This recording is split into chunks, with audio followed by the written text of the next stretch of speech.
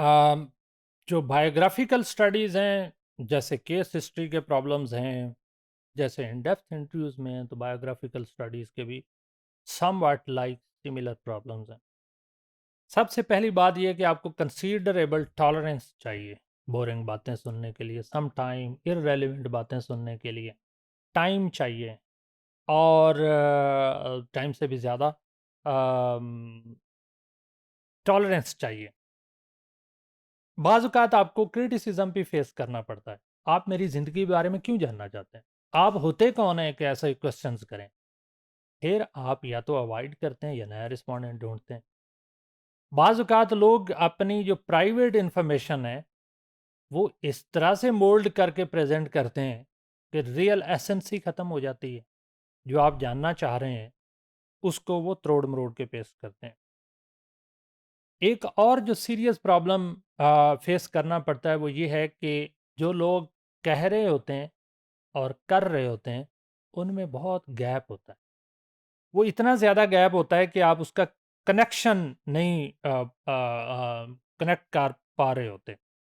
بعض اوقات calling the previous history is a big challenge. اگر آپ 70 80 یا 90 سال یا 100 ایئرس کے بزرگ سے کوشچن کریں گے اس کا بچپن کیسے گزرا تو شاید اسے یاد ہو، اس کے ارد گرد کیا ہو رہا تھا وہ شاید بہت مشکل ہے اس کو ریکال کرنا۔ تو میموری ریکالنگ کے پرابلمز ہیں، کیونکہ انسان کی میموری وقت کے ساتھ ساتھ لاس یا ختم ہوتی جا رہی ہوتی ہے۔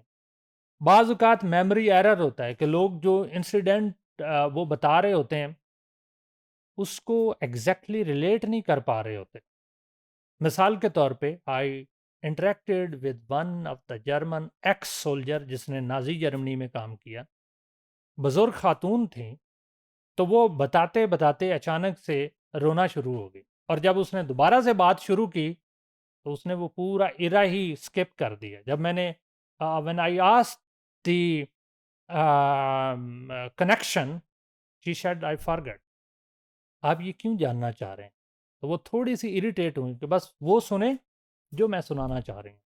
تو ریسرچر کو سم ٹائم اس طرح کے پرابلمز بھی فیس کرنا پڑتے ہیں۔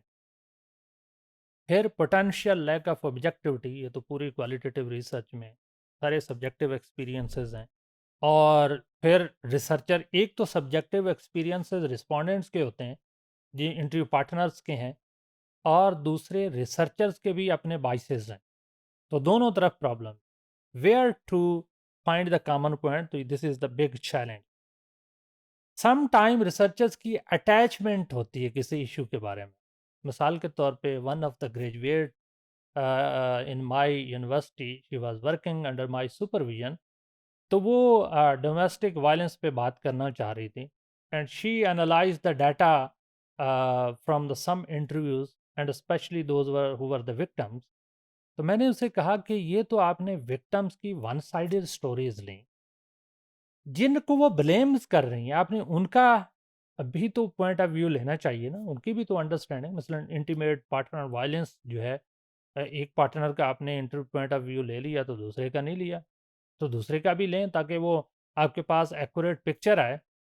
تو شی واز سو اپسیٹ کہ میرے لیے دوبارہ سے کام کرنا پڑے گا۔ اوہو، she was about to tear کہ یہ میں نے تو آلریڈی اس پہ 6 مہینے لگائے ہیں، اب اور دوبارہ سے مجھے کام کرنا پڑے گا۔ تو جب آپ بایوگرافیکل ورک کر رہے ہوتے ہیں یا بایوگرافیز لے رہے ہوتے ہیں تو آپ کو پروبلم بھی کرنی ہے، جو چیز مسنگ ہے اس کو بھی کور کرنا ہے، جو لاجیکلی مسنگ پارٹس ہیں اس کو ڈیفینیٹلی کرنا ہے۔ اگر وہ نہیں کریں گے تو آپ کی ریسرچ کی ویلیڈیٹی نہیں ہوگی۔ وہ ون پوائنٹ، کیونکہ وہ پرسنل بائسز کی وجہ سے شاید آ رہی تھی، یا پرسنل یا فیملی بائسز کی وجہ سے آ رہی تھی، اور she was the researcher was maybe working with an organization where she is listening all the time all those stories of the intimate partner violence، اور اس کے مائنڈ میں ایک پکچر بن گئی کہ بس ایک ہی پارٹنر کلپریٹ ہے، دوسرا جو ہے نا وہ کلپریٹ نہیں ہے۔